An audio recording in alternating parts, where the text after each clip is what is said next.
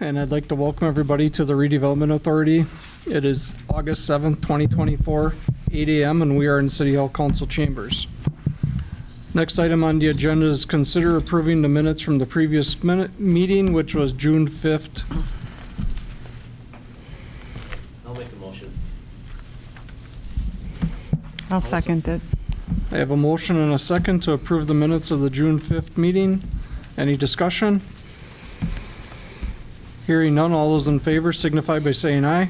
Aye. Opposed? Motion carries. Next item on the agenda is public comment. Any public comment?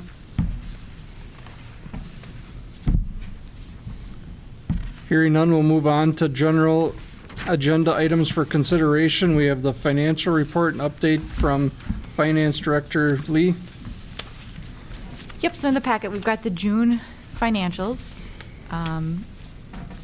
Are there any questions? Everything's looking pretty much on track. I did get the preliminary figures from the Department of Revenue on our equalized value, but because of the reval not being completed, there's really not complete information yet, so I didn't even include this in the packet because it was just going to bring up a lot more questions. I've been in contact with Kit, the assessor, and as soon as we have reasonable numbers, we'll be bringing those forward to show you. Do you have any anticipated date when that might happen? Well, Kit's coming to the August council meeting next week, so he'll be giving everybody an update then. We are getting close to the timeline where we're going to have it, so definitely by the end of September. Yep.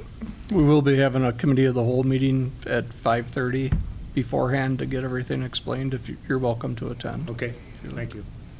I will say that, I'm sorry to interrupt you. Go ahead. But No, you're good. Kit's, he is seeing a 20 to 30% reduction in commercial values, which is going to hit some of our districts hard because they're commercial heavy. So we will see some changes. I just wanted to let everybody be prepared. We're gonna have some discussions for sure once we get our final numbers. And with the reduction in the commercial side, there's going to be an increase in the residential side. I mean, that's happening statewide. It's not unique to Merrill. Commercial space is going for again, 20 to 30% less than it was. So that tax base has to be compensated elsewhere. Does this reassessment affect industrial properties in town?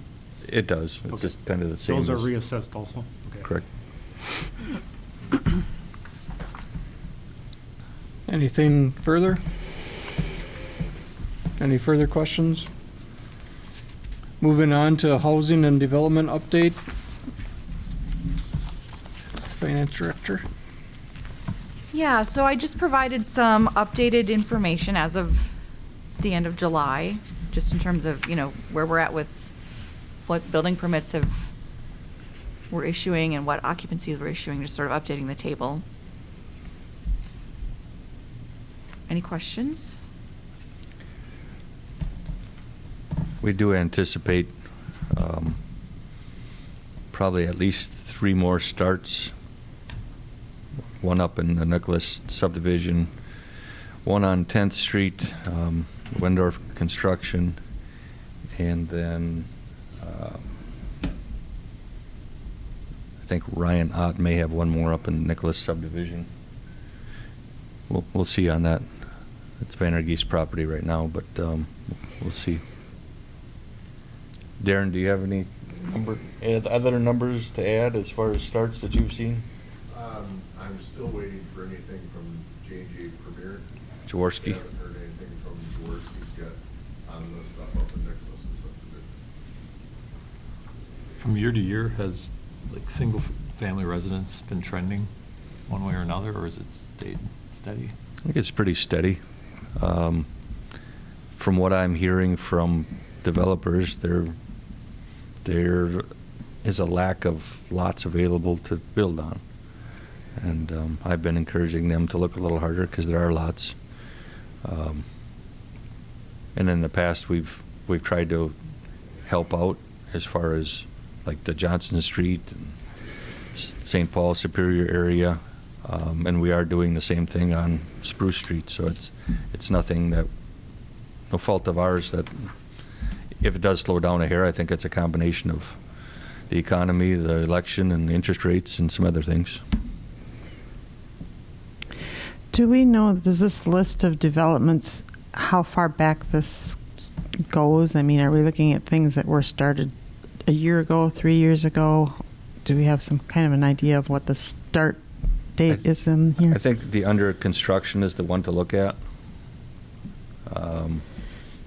Some of the occupancy permits were from, the last 2 years, so look at the under construction one, but we just wanted to kind of give an overview of what's been built, and I think, like Emily said, she's adding on to the spreadsheet as things come in, so there's a little history here. And That's what I was curious about is, you can look at it and say, okay, well, we've got 51 new units that we've, completed or whatever, since when, Correct. is what I'm looking. Yep, and I'm looking at it and probably saying in the last 2 to 2.5 years. Okay. But that would probably be to look at the under construction, just look at that column and kind of see where we're at. I'm sort of with LaDonna, like doing, a year to year to Yep. see where trends are going. Yep. Is helpful for No, me. we can prepare that.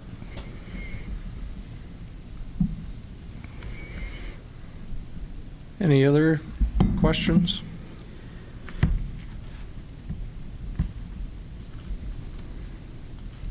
Hearing none, we'll move on to residential incentive program application from 111 East Riverside Avenue, which is a half mile from TID number 8. That house is under construction, underway already. They're making really good progress on it, I guess. I've been traveling Riverside Avenue a lot lately and been noticing, so. That's And the they- home that burned probably Right. 2-3 years ago. Mm-hmm. And they have applied for the residential incentive, I believe. Right. Yep, With their building permit. right. Okay. Next, we'll move on to update on revised development agreement between the City of Merrill, Wisconsin and Wendorf Construction LLC for residential development on Spruce Street, TID 7. Rod? The development agreement will be finalized as soon as we get a preliminary plat, which we should be approving at the September city plan meeting, and then that will be forwarded to council. Everything is tracking the right way. We do have some stormwater design that we're working with REI as far as the plat and the stormwater. I know that's been said for the last 6 to 8 months that we're working on it, but there were some things that had to happen first. So it is going to happen, and we're hoping to get the bids out yet this fall for construction, and if they can get started this fall, early next spring, we'll put a deadline of July 15th, 2025 on the sewer, water, gravel construction, just so we have, I think we'll get some decent bids if we put it out yet this year, so. Any questions? Is it looking to still stay within budget where you guys were originally looking at? I don't remember what the number is. No, prices actually came down on some materials. Blacktop came down quite a bit. So I think we're not blacktop on this piece for a couple of years, but prices have moderated. How about the problem with the sewer? Is that going to increase cost at all, or? We're good with the sewer. Okay. Or the stormwater or whatever? Stormwater, we had built in a number on there, so I And you're still think, within? yep, Okay. I think we're good. Any other questions? Moving on to update on 2024 projects. The TIDs do fund quite a few of our projects. South Center Avenue, that was completed in early June. The asphalt, what we did is milled off 4 inches and repaved it, so that one is complete. O'Day Street, the first layer of asphalt is on there. We should be putting the final layer on beginning of next week. The sidewalk is in, topsoil is going down as we speak. So I anticipate, hopefully by this time next week, that job will be pretty well wrapped up. And then the other one was the Spruce Street, which I just updated you on as far as TID-funded projects. We did have a project on North Sales Street that was funded out of the general fund. Again, we milled off 4 inches and paved there from 6th to 12th Street. Any questions? I guess the other update I passed out was Webster Street. That would be a TID project also. The site map is there, and then there is a timeline as far as when occupancy is expected. So we are, I would say, on schedule. There's been a few delays as far as contractors, but I think things are going well there. If you've been up by there, it's moving right along.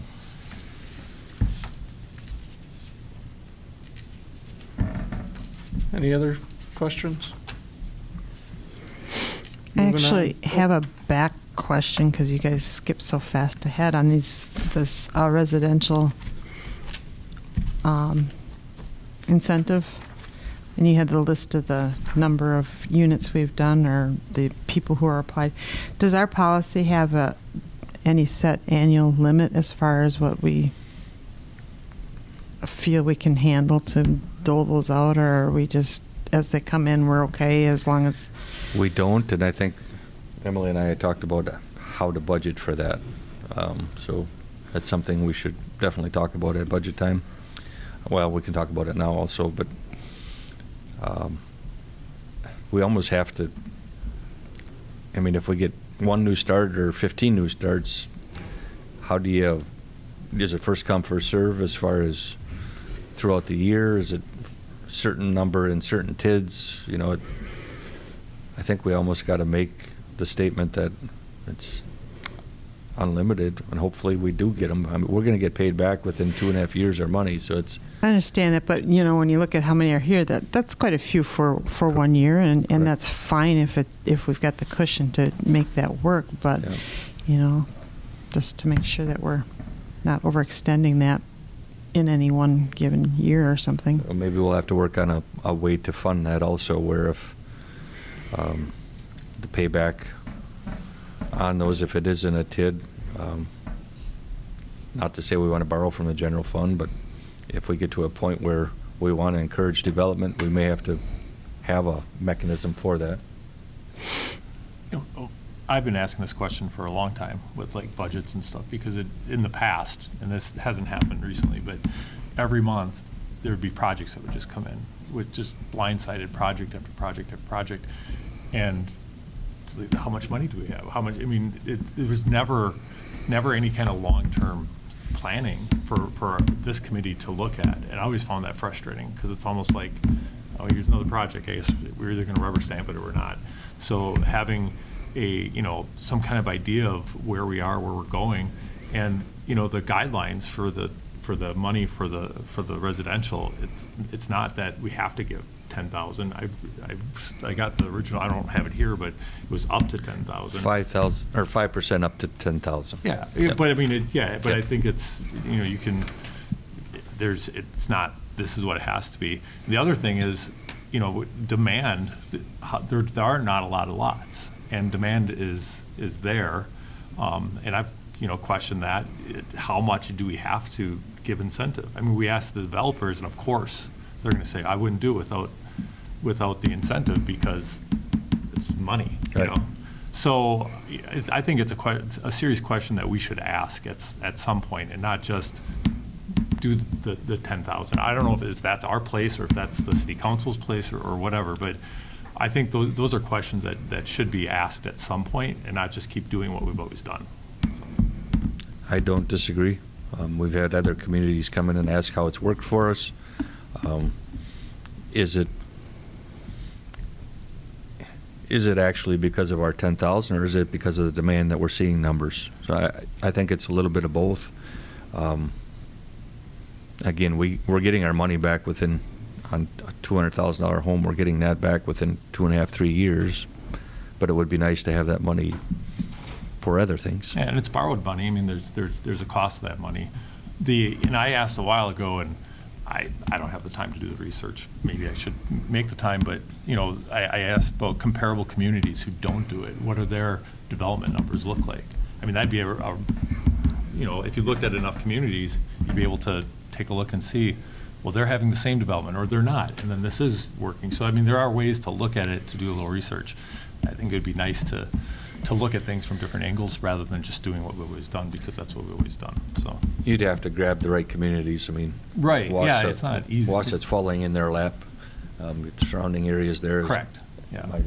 No, well, and, like, when I was in Cronenwetter, they had so much vacant land, they were just exploding, but they had, 40s that they were dividing up and putting in subdivisions, and Plover was a little bit different when I was there. They were closer to us, just they didn't have a ton of land, but they had a lot of, like, community stuff that was drawing people in, I think, that was driving a lot of their development, so we're a lot more like Plover than a Cronenwetter or Wausau. And they did not have a development incentive program. Were they seeing growth at all? Yes. Or- Yeah, but they were growing for they were just growing very quickly when I was there. Yeah. And they're all different. Every community's different. Yeah. It would take some work to look into it. Find but- someone that's close enough to us to make sense to Yeah. compare ourselves to, yeah. Mark, you asked excellent questions there. One of the things in the past, and maybe Darren can support me, we've gone through a number of years in this city where we'd have 1 or 2 single-family starts, right, Darren? Yep. And it seems that after you implemented the 10,000, now maybe it's just a sign of times too, but that did help substantially. Another big difference is, we were never, back in the old days, we were never aggressive. Sorry. Back in the old days, we were never very aggressive in developing of subdivisions the way we are now. And we didn't have developers really coming to us and saying, hey, can you develop a subdivision? I want to build houses kind of thing. So it's been a twofold thing. It's been the demand being there and the city being more aggressive in trying to draw that demand in. I think if we surveyed the realtors and looked at some property values to our recent sales as far as comparable homes in Wausau and Merrill, and see what the actual difference is as far as if it is $30,000 difference, and if we're making up a portion of that with that $10,000, material and labor cost to build it here, build it in Wausau, that's the story we've been told. I'll look into it a little bit and try to get you some background. Yeah, and like when you getting it from multiple angles, because you hear it from a developer, there's always two sides, and they have vested interest on one side. And I'm not saying that they're not, that's not the truth. I'm just, you got to be, I think it'd be good to be thorough with it, so. Yeah, and we could try, maybe next year we could do 5,000 a home or something to just see if it is that big a difference. Yeah. And, I think the housing market's going to slow down personally. It is slowing down right now, and it was so hot. So it's dependent on so many different factors. So. Yes and no. I know there's a lot of people that sold, when prices were real high and have been sitting on a home that they're not exactly going to be in for the rest of their life, and they're waiting for interest rates and material costs to come down a little bit, and then I think there's going to be that portion that all of a sudden you'll see building, Is that kind of what you're seeing in the banking side? Yeah, well, there's a lot of construction right now compared to in the past. Yep. Right now, most of the homes are that. There's not supply out there right now, so, Yep. yeah. So I don't know, right now it might be a little bit with the time because of the lack of inventory, so there's gonna be more construction. Correct. I've also noticed a lot of improvements in the community as far as people fixing up their homes that haven't in the past, and I think that's something to be commended just to see it, because it makes a huge difference when you go down a block and you look and see some of these places that have been falling apart, and all of a sudden they're looking like somebody's taking an interest in them again.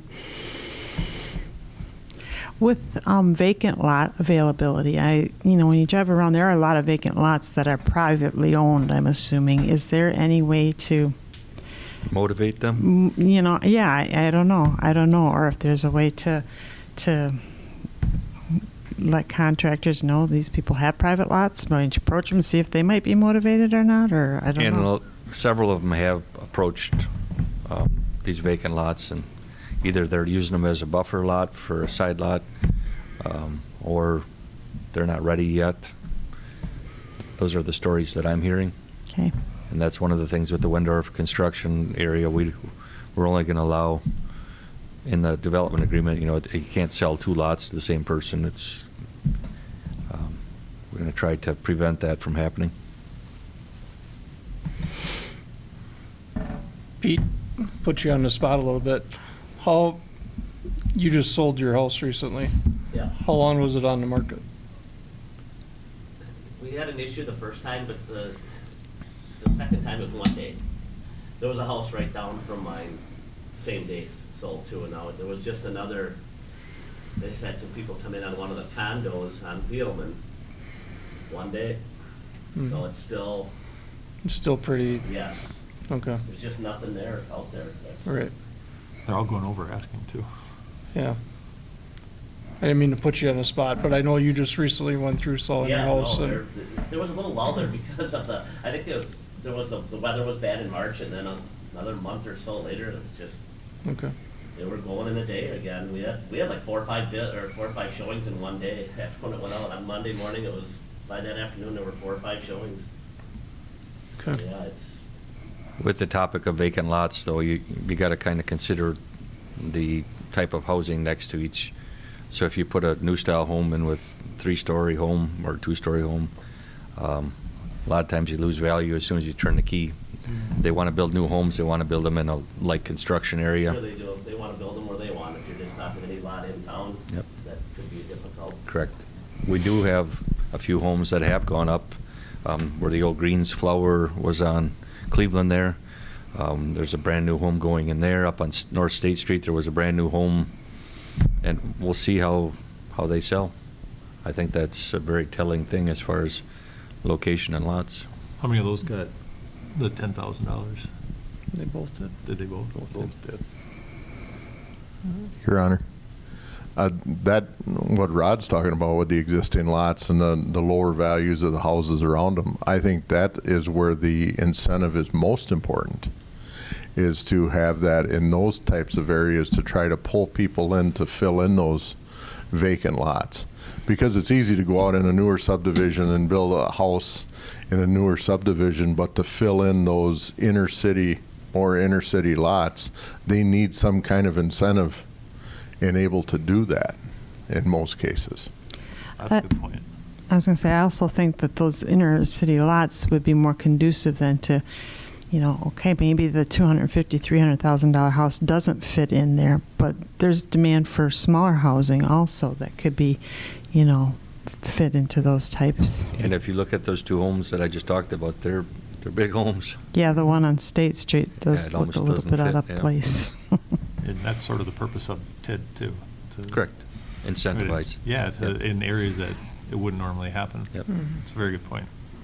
And normally, those lots already have sewer and water in them.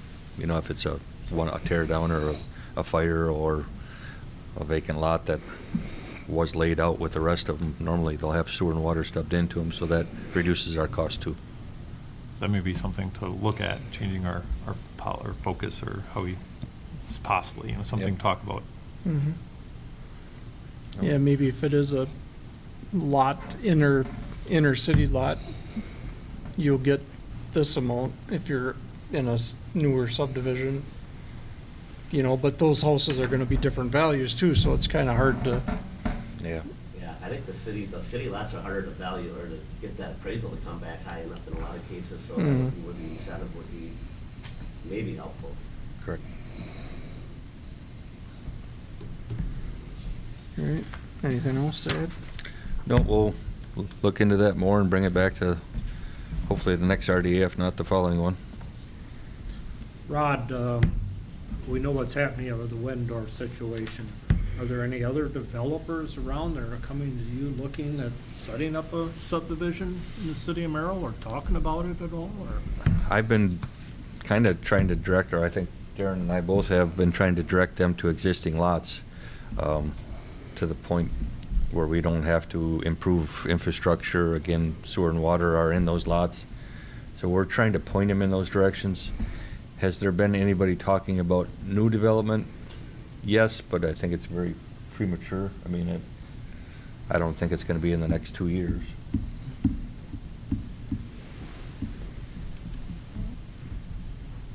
Okay. We'll move on to strategic plan update. Rod? In your packet, I just highlighted a couple items under opportunities, and we do talk about, you guys can read through those and see if you have any questions or if you already did, but we do talk about utilizing TIDS as a tool to compete and grow business in Merrill. And I guess I ask you guys if you would have a chance to go over these strategic plan that I handed out.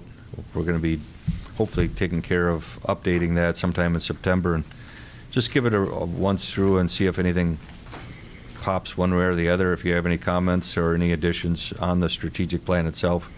But the opportunities, I just wanted to highlight that we are still participating in development. When we have people come in and ask us, for help, we can tell them, sorry, that expenditure period is closed in TID 3 and 4. We can't help you as far as TID funding. And I think that's a big difference between now and, say, 6 years ago. We had TID 3 and 4 that were the drivers of development in that east side.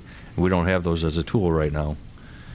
After they close and we're able to change boundaries on 14 or create a new TID out there, we may have opportunities then if there are some new developments. So if you're hearing in the community that nothing's happening, we're still answering all the calls. We're looking for opportunities to help businesses. If it's something as simple as, zoning or any of the other tools that we may have available is to help, we are doing that. I think there's certain thought out there that we're not participating. We are. I mean, look at everything that we've just gone through, and we're still participating in development. I guess Steve and I were hoping to have some input from you guys, what you're hearing in the community also, as far as along those lines. Have you been hearing that the city has pulled back their investment in development? Okay, that's some of the stuff we've been hearing. Mm-hmm. And I haven't heard that. okay.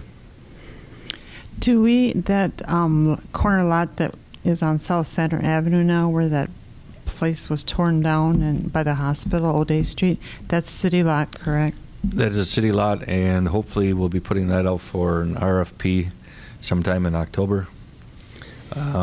We have a few people already inquire about putting up 4-plex, 6-plex townhome in that area, something along those lines. But we'll put it out for an RFP, and if somebody comes back with a retail opportunity will benefit the city better than a housing, we'll entertain all of them.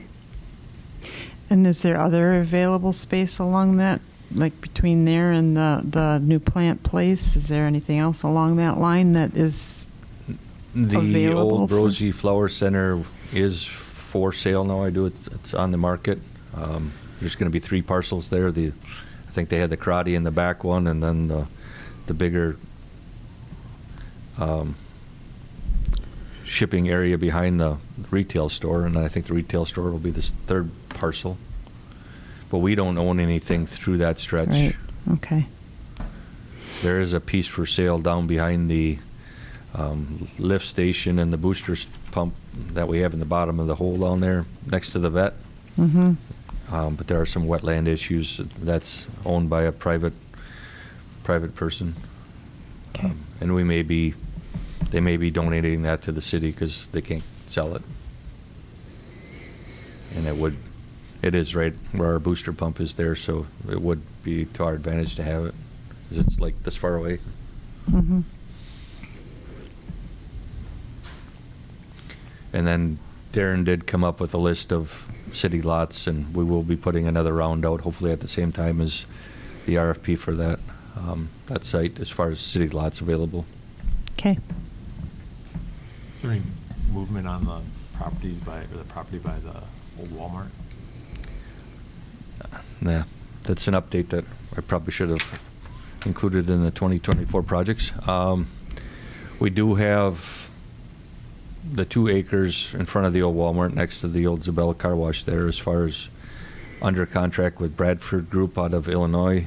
It's a development group. We did extend it 180 days. I think they have until, I want to say, the beginning of December to do their, I won't say vetting of companies, but they do have 2 people that are into national chains that are interested in the parcel. They're trying to pick between those 2 and then get 1 more. So there would be two options there. We've kind of directed them along the food lines.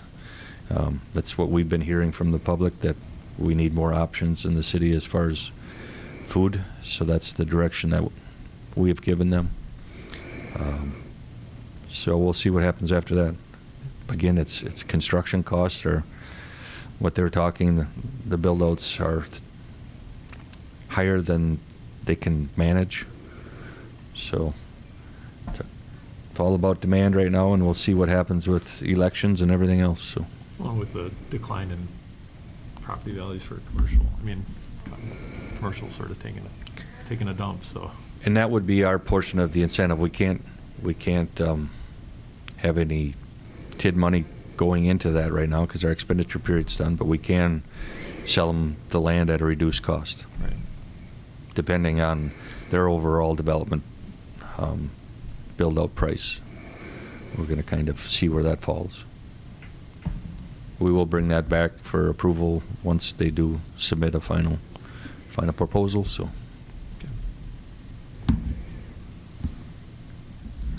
Anything else? Any questions? All right. Next, we'll move on to update from Lincoln County Economic Development Corporation on activities, and I'll introduce Sarah Gould. Sarah, do you want to come up to the podium up here? Make sure the mic is on the green light or whatever. Green light is going. So, thank you very much for putting me on the agenda for today. So, as the Mayor said, my name is Sarah Guild, and I am the new Executive Director for Lincoln County Economic Development Corp. I started on July 8th, so 1 month in, and I was really glad to be asked to come here and just have an opportunity to introduce myself, and also fill you in a little bit on what I've been doing at least these first few weeks, with the intention of continuing to come to your meetings, hear what you've been doing, and see where there's opportunities for us to continue collaborating, as I understand you have with the other directors in the past. And so just to give you a little bit of background, so you know why I'm here, why I got this opportunity. I have been in the central and northern Wisconsin kind of workforce and economic development realm for a little over a decade. And so this isn't entirely new territory to me, but admittedly this is my first time at the helm of an EDC. But I did start with the Wausau Chamber of Commerce back in 2013.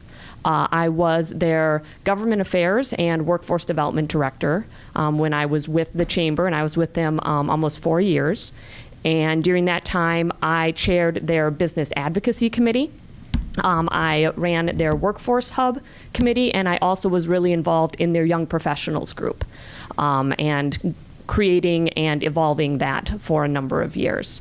One of the things that I did there was I ran a program to encourage people to run for local office, ideally with a business perspective as they're going into that. And it turns out you can only teach that class 2 times before you get recruited to run for local office. And so I ended up actually running for the Marathon County Board and was on that board for 6 years. During that time, I chaired their Economic Development Committee, Education, Extension, and Economic Development Committee. I was on their Planning and Zoning Committee, vice chair the last 2 years with that committee.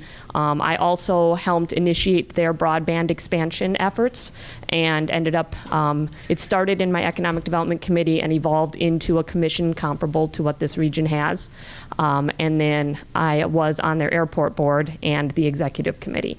So a lot of different angles on local government, all kind of around that workforce and economic development aspect. So that gave me a really good, different perspective.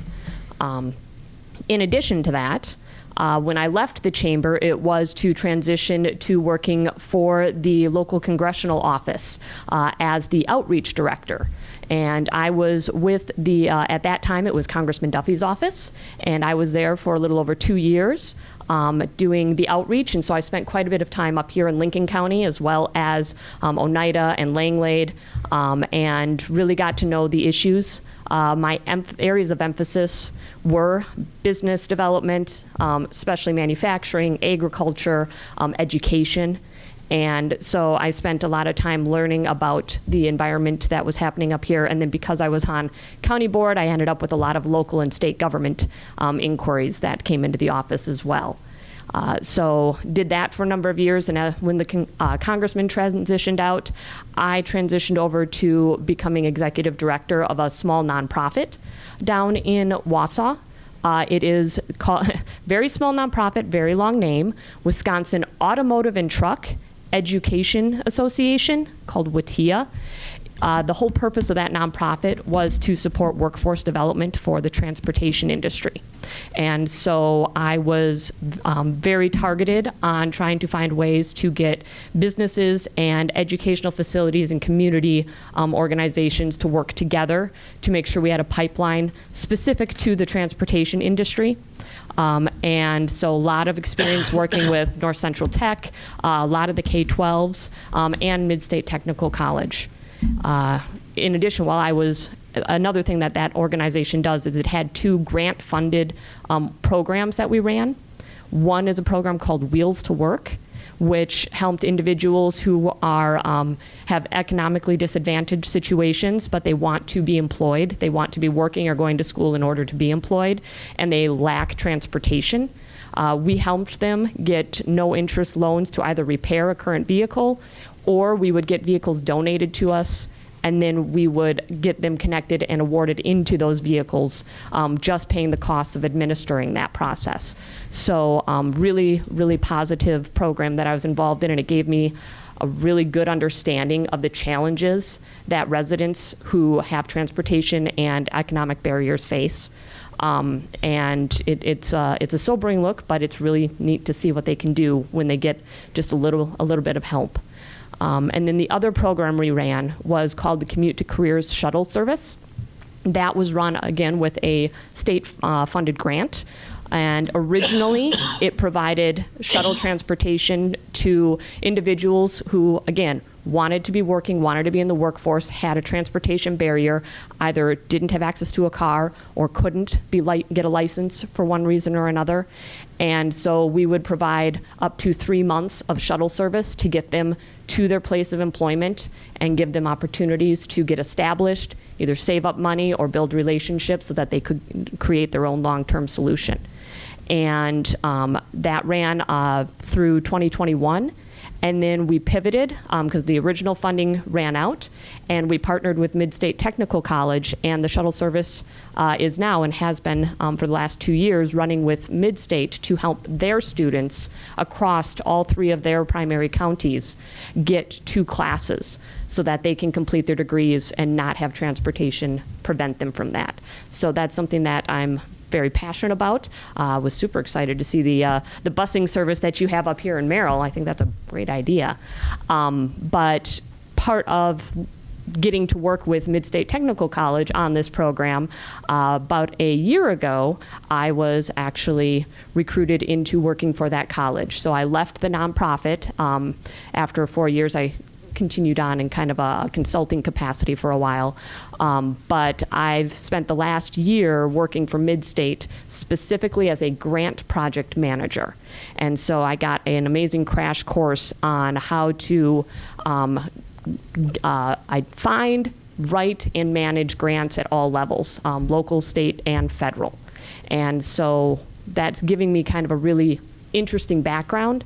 And a couple of months ago, I got a phone call from Mr. Bialecki, who I had interacted with over the years, and he let me know about this opportunity and encouraged me to explore it. And after telling him no a couple times, he convinced me to meet with Gary and Brian, and I really am excited to be here. As great as the tech college was, I got a little tired sitting in the same office every day doing the exact same thing, and EDC world is going to be a lot more a lot more variety. And so what I'm hoping to do is bring all of those varied experiences, chamber, government, nonprofit, grants, into this role, and hopefully leverage that to help support the efforts that's being done here in Merrill, in Tomahawk, and in the towns throughout the county overall. And so with that kind of background, I just wanted to also let you know what I have been doing these first few weeks. And I understand that there is some interest in having a little bit more understanding of what the EDC is up to, what we're doing out there. And so my hope and plan is to continue to give some updates like this throughout the year. And if you have questions in between, to let me know. But at a minimum, in these first few weeks, and I do want to make you aware that Bill has done an excellent job of getting me out, especially the first couple of weeks, helping connect me with different business leaders and community organizations to kind of give me that jump start. But then these last 2 weeks, I've kind of been on my own and doing my own outreach, reconnecting with others as well. And so I've already met with, and I did write this down because it's a lot of numbers, 13 different businesses and their representatives. I've also connected with 2 different individuals related to business recruitment. So one was an organization and one is actually a business who's putting some soft feelers out into the county to explore coming here. So continuing to have conversations with that business, if and hopefully when that evolves. I'll obviously bring information as I can. I know the Merrill and Rod are already a little aware of that conversation happening. In addition to the businesses, I've also met with 14 different community partners. So that's things like the Chamber, Main Street, the Broadband Commission, other EDCs, things along those lines, people that we'll be working with. And later today, I'm attending the Aware and Active Citizens group here in Merrill, so then it'll be up to 15. I've attended 5 different meetings that are specifically related to the government organizations that are currently funding the EDC. Want to make sure that it's very important that funders understand what they're getting for their money. In my time on the county board, I'm very, very aware of how important it is that you know that you're getting a return on the investment that you and your taxpayers are making. So I'm trying to make sure that I'm out there and getting in front of you, learning right now it's a lot of learning. In the future, the goal is to provide results. And then I've had, I have had 7 different meetings, just other things, attending webinars to get caught up on information, meeting with our bank, our accountants, things like that. And finally, I have made an effort to have one-on-one meetings, or in our case, one-on-2 meetings with all of the members sitting on our board. I have one left that will be happening tomorrow, but I have really gotten a lot of great insight and benefit sitting down individually with each of the board members to hear what their thoughts are and their perspectives are on what the EDC is, can, should be, and just learning more about why they're doing this in general. So with all of these meetings and more meetings, there are a couple of common themes. And I think that's the takeaway that I can give you today is as someone new-ish coming back into this community after spending some time here, 5+ years ago, and then stepping away. There are some themes that I am hearing, especially from those businesses, but also from those community partners. And the first one will be, no surprise, housing. I continue to hear from, I don't think I've been in a meeting yet, especially with our business leaders, who haven't mentioned housing as an impact on their employees. They like seeing that there has been housing development, but they are asking what more can be done. Depending on the business, the type of housing that they're asking about does shift. Some are looking for a little bit higher end. Some are looking for that middle to the apartments, depending on what their employees want. But it is very much a common theme. Childcare continues to be a conversation as well. I had one or two businesses say, no, that's not really a thing for us, but other ones were either, yes, it is now, or I heard a number of them saying, it's not at this moment, but our business is shifting. We have a lot of employees who are approaching retirement age. We are bringing in the next generation, and even though a lot of them don't have kids when they're joining us, we know that they're planning too soon. And so this is something that we want to stay in touch on and stay on top of. So we're engaged with the Dream Up initiative, which is one of the groups here in the community that's trying to find some childcare solutions. It's a big issue, but it is something that is impacting recruitment. And so something to just kind of have on the radar. If we have the housing, which is excellent, the next question I keep getting is the amenities, childcare, and then other things to places to eat, things to do. So those are kind of bubbling up as the top topics. Again, my whopping 4 weeks of experience here. One I'm not hearing as a quote unquote urgent need, but I'm getting appreciation for is broadband. They are really pleased with the efforts that have happened in the community on broadband. And the fact that we've got some plans in place, the commission is working with providers and trying to get that filled. And from what I'm hearing, there is going to continue to be movement over the next year and a half.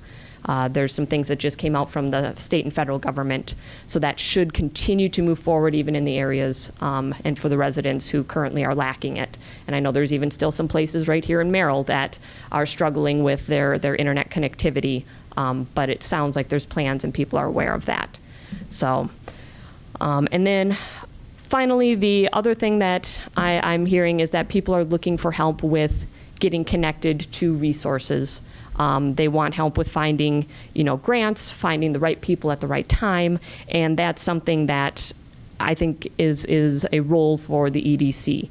And so, I'm going to be working with our board members to talk about what exactly they want the vision for our organization to be moving forward, what is the best way for us to enhance the work already being done by the groups that are here. How can we be a resource and a tool for you?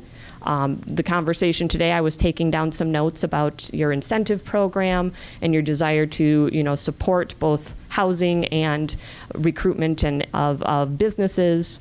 I've got a couple, this is something where I'm going to go back to my office and look at a couple of grant information pieces that I've received, see if there's something in there that might be of use. So that is something where maybe I can be a resource. Now, if you have somebody on your team already doing it, great. But if you don't, I might be someone you could reach out to and say, hey, can you just get me some information here? Or can you have a conversation there?